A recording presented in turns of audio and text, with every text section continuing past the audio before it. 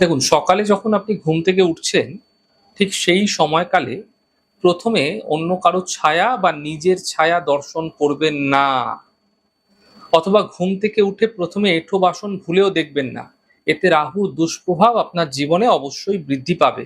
ঠিক সেই কারণেই আমিও বহুবার বলেছি আপনাদের পূর্ববর্তী বিভিন্ন ভিডিওতে যে মানে আগের দিন রাত্রেবেলা রান্না হয়ে গেলে, খাওয়া দাওয়া হয়ে গেলে এঁঠো বাসন আপনারা রান্নাঘরে রাখবেন না। সমস্ত কিছু মাজা ধোয়া করে তবেই আপনারা শয়ন করবেন।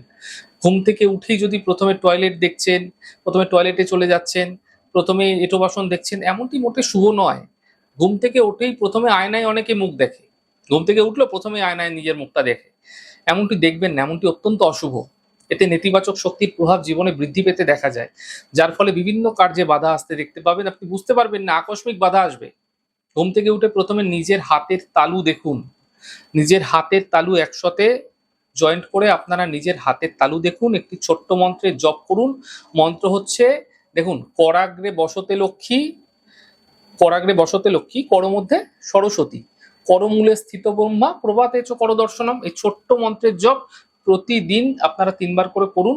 তারপরে আপনারা বিছানা থেকে নামুন এবং প্রথমে মন্ত্র জপ হয়ে গেলে আপনারা দুটো হাতকে ভালো করে রাব করে নিজের চোখের ওপর 3 বার বুলিয়ে তারপরে আপনারা কাজ শুরু করুন। দেখবেন আপনার যে কাজগুলোতে যে বিভিন্ন ধরনের বাধা আসে সারা দিনের কাজগুলোর মধ্যে, সেই বাধা বিঘ্ন অনেকটাই কম হতে দেখতে পাবেন এবং অশুভ প্রভাব আপনার জীবন থেকে অনেকটাই দূর হতে দেখতে পাবেন। এই ছোট্ট প্রক্রিয়া আপনাকে আকস্মিক লাভ দিতে পারে।